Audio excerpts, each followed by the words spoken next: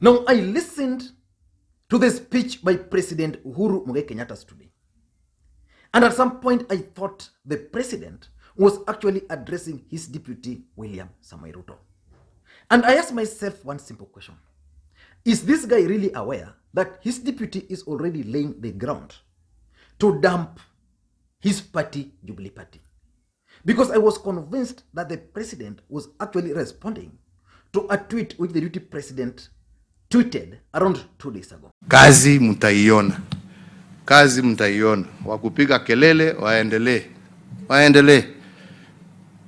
Tukiongea hii mambo ya Senate, mimi si pesa ya Uhuru ati watu waseme Uhuru hii formula si ilitolewa na wale watu wa SRC. Si imeenda Senate kusema watu wagawe pesa kwa njia ya haki. Kila mtu apate haki. Kwa nini mwananchi wa Nairobi ati kwa sababu inasemekana ati Nairobi ni mji tajiri, wewe ambao unaishi Embakasi na Korogosho bado unafunga choo kwa karatasi, lakini unaambiwa wewe ni tajiri, huna haki ya kupata pesa. Ukweli na haki utajitokeza. Na mimi sitapigana, na mimi sina na mabishano na mtu yeyote. Kwerago uma no koimira. Kwa hivyo mimi naambia wenzangu na viongozi wenzangu, njooni tusaidiane, tutendee hao, tutendee wale ambao wametupatia hii nafasi. Na tukifanya haya, Kenya itasonga mbele. Yes. Na uongozi si wa mtu, uongozi ni wa Mungu. Na Mungu ataamua wakati wake ukifika. Hii mambo ya tushindane hapa bure. Shauri yenu, lakini no, that's President Uhuru Kenyatta. And from the tone of the president's speech, of course, if you listened keenly, the president even at some point tried to switch to the Kikuyu nation, because this revenue allocation formula, I've opined severally on this platform, that the president is intending to use it to achieve his political objective. And the president at some point even tried to switch to the Kikuyu language. And I'm convinced the president was responding to a tweet by the deputy president. And this is the tweet which the president was actually responding to. Let me read it to you. But of course, I'd done another video on this platform, on this particular tweet, and I'll put the link below here. No, but this is what the deputy president posted. The bipartisan Senate committee to build win-win consensus is great wisdom and leadership. The abuse of police and criminal justice to bully citizens, threaten and intimidate leaders, and now blackmail Senate is wrong. Very wrong. It is not the reason millions woke up to vote for us. Now, from also the tone of the deputy president's tweet, which I analyzed comprehensively, it was clear that the deputy president is also trying to dissociate himself from Jubilee government. But the truth of the matter is that the deputy president is already focused on 2022. Anajipanga. And for those who've been following the politics of Uhuru Kenyatta and William Ruto, especially from 2011 when they formed the Jubilee Alliance, President Uhuru Kenyatta promised to serve for 10 years, then hand over to his deputy William Samoei Ruto for another 10 years. And during the entire period, the deputy president was so sure that the president was not going to betray him. But of course, currently, that betrayal is there. And the deputy president has finally accepted the fact that his boss has already betrayed him. So the deputy president is now focused on his bid for 2022. I want you to listen to the deputy president before the last general election so that you can understand that the deputy president was actually sure of the support from President Uhuru Kenyatta, because in his idea, he wanted to appear loyal. And on this platform, on several occasions, I've opined that the one thing I give the deputy president credit for is the fact that he has tried, despite all the provocations, all the embarrassment, to remain cool, and he has never attempted to be seen to be disloyal to his boss. He has tried to follow the path of Moi, because Moi was the vice president and took over from Moi. Ruto wanted to follow the same suit. And this is what he said during that particular time. Najua my brother Jirongo saa zingine anakasirika na mimi kwa sababu zamani nilikuwa mtu yake ya mkono. Sasa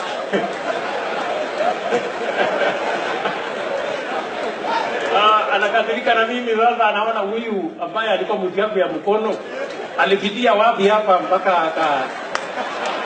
Lakini unajua my friend, ni kujipanga na nilikwambia.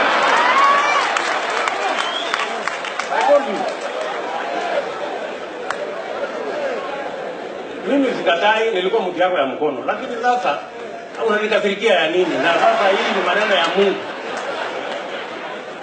Ama namna gani jamani? Nilikwambia hii siasa peleka namna hii polepole, usifanye sana namna ile itaharibika. Unaona mimi nakaa nyuma ya Uhuru Kenyatta najipanga hapo polepole. I know what I'm doing, my friend. Unafikiri nikileta kuja kwa huyu jamaa ata ala? Tuendelee namna hiyo. Na tumesoma kutoka historia. Hata Nyayo alikaa nyuma ya baba ya huyu jamaa akakuwa vitu. Huyu rafiki yangu mwingine alikuja akalete fujo hapo kwa Kibaki, sasa yeye hapo msituni. Usipange mzuri. Maana itaendelea namna hiyo. Now if you listened to that clip, then you remove the part of Cyrus Jirongo. The deputy president was sure that he was going to follow the same path which the former president Daniel Toroitich arap Moi followed. He forgot one thing, that the former president was actually able to succeed because Mzee Kenyatta died. So unless something happened to President Uhuru Kenyatta or he died, then that was the only sure way of the deputy president succeeding his boss. But the deputy president believed that because people never thought they would work together, they were able to work together. He thought that there was no way Uhuru was going to betray him. So President Uhuru Kenyatta has already betrayed the deputy president. And the deputy president is already laying the foundation and is marching towards defecting or dumping Jubilee Party. So today I want us to look at the signs which can confirm to us that indeed the deputy president has already decided to walk to the presidency without the support of President Uhuru Kenyatta and even Jubilee Party. But before we do that, if you're watching this video for the first time, I want you to take a second or two and click subscribe button so that next time we produce a video like this, YouTube will automatically notify you. Now let us go straight to the points. What are some of the signs which can confirm to us that indeed the deputy president has decided to pursue his own politics without President Uhuru Kenyatta as part of his equation? Number one is the direct attacks on President Uhuru Kenyatta and his government. If you followed the deputy president's politics since they started working together or even after the handshake, the deputy president has always avoided any confrontation with his boss. But he has always used any opportunity to attack Raila Odinga. Even his strong supporters from central Kenya for a very long time were under instructions not to attack President Uhuru Kenyatta, whether provoked or not. But of late, we've witnessed people like Moses Kuria just writing things to attack President Uhuru Kenyatta. We've seen Tinti Nyoro and the group every single day waking up to tweet and post on Facebook about President Uhuru Kenyatta and the government. And the deputy president has of late also gathered enough courage and he has started attacking President Uhuru Kenyatta and the government.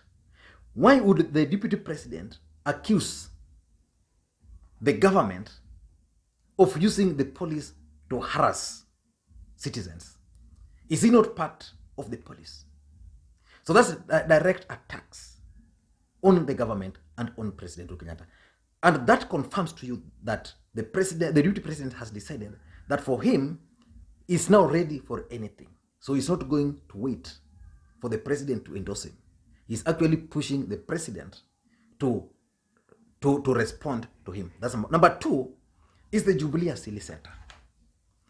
Sometimes 2 months ago, the allies of the deputy president unveiled Jubilee Center. At that moment, at that particular time, for those who remember, Kipchumba Murkomen had just been kicked out of office. Susan Kihika had been kicked out, and I think Eden Duale, the likes of Ben Washiali, and several other members of parliament were kicked out of House parliamentary committees. So for the first time, these guys went and held a meeting at Jubilee Center. Remember, Jubilee as a political party has a center in Pangani. So Jubilee Asili created another center for Tanga in Kilimani. So what was the motive of that as Jubilee Asili Center? Remember, the Jubilee Party headquarters has a presidential wing. It has a whole floor for the president. It also had half of the floor for the deputy president. So which means the president can actually go and work from Pangani because the office is full, everything there. The deputy president can actually do that. But sometimes back, unknown to many people, that office which was specifically for the deputy president was actually converted into an ICT center. So he was not even consulted. So because of those kind of embarrassment, the deputy president decided that the best thing for me is to leave this office, then move out of it, and then create a center, Jubilee Asili Center. And Jubilee Asili Center is supposed to act as the following. Jubilee Asili Center is actually supposed to perform the following functions. Number one, it's supposed to provide a workspace for Tanga. So that if you belong to Tanga, then you want to do things to do with the party, Tanga operations and the rest, then Jubilee Asili Center is going to be that center. It's going to be that center. Number two, it's also going to act as the headquarters for Tanga. Currently, they're just renovating it. I know most people thought that it was closed. It was not closed. They're just renovating everything to make it ready. Number three, it's also going to serve as the presidential campaign center. This is where the deputy president is going to coordinate his activities. And lastly, that center is also going to be used for press conferences where they're going to receive defectors and the rest, because politics is about perception. And I've been told by insiders there that one of the things they want to do is to use that center so that instead of people going to Karen, because in Karen they can't go and start parading people who have defected from this party to this, they are intending to start operating from Jubilee Asili headquarters. So it means these guys have actually agreed to divorce from Jubilee. So that attachment to Pangani House, Jubilee headquarters, is being cut off. So they are now focusing on their own. Number three, for those who've been following the deputy president and his politics very closely, of late the deputy president has been trying to dissociate himself from Jubilee government. For a very long time, the deputy president wanted to be associated with Jubilee government in anything. He would defend Jubilee Party. He would defend Jubilee government. He would defend the performance of the government. But of late, the deputy president is trying to dissociate himself from Jubilee government. And yesterday, the Standard had a headline, The Spectator. And that Spectator headline, the Standard newspaper were trying to explain to the country that the deputy president for a long time actually refused to accept that he had been kicked out of the government. And that now the deputy president has accepted the fact that he's no longer controlling the government. And the deputy president responded to that particular headline through a tweet, which I found very interesting, and I want you guys to listen very closely. The deputy president started that tweet by laughing, and he's saying, at least for once, it won't be possible to be blamed for what someone said. Started in Wuhan as a virus, landed in Italy as a pandemic, and now in Kenya as a multi-billion shilling corruption enterprise. Wacha niendelee kama spectator. So from that tweet alone, it means the deputy president is trying to dissociate himself from government. We all know that there is one thing which has happened in this country. The COVID has turned few Kenyans into billionaires. And it's a big scandal. The United States of America and development partners have already threatened that they are going to withdraw their support to the government unless there's accountability on those specific money. So the deputy president, for the first time, is going to have, we are going to have a mega scandal in this country where his name will not be featured. Because we all know the deputy president has always been associated with any other scandal in this country. And the war on corruption was being designed in a way to portray the deputy president as the most corrupt. So from that tweet, the deputy president is now a very happy man that he's no longer going to be blamed for this. And sometimes I don't know how to explain it, but maybe this guy, his prayers are being answered, because I'm sure without the handshake, the deputy president would have been deeply involved in this money. He would have been part and parcel of the thievery. But now he's not part of it. So that's how God has worked, and he can no longer be blamed. And he can now use this to say, okay, mmekuwa mkisema mimi ndio mwizi. Now what has happened to this? So from this tweet alone, the deputy president is trying to dissociate himself from the government. The tweet he did 2 days ago, where he was accusing the government of abuse of police. Again, why accuse the government of abuse of police if you are part of it? So basically, the deputy president is trying to dissociate from the government. And without dissociating with the government, what would have been the situation? It meant he would have carried the burden. So today, Kenyans believe that the deputy president is not part and parcel of any problems in this country. And lastly, number 4 is parliamentary leadership. We all know that President Uhuru Kenyatta recently kicked out all allies of the deputy president William Samoei Ruto from the Senate leadership and also from parliamentary leadership.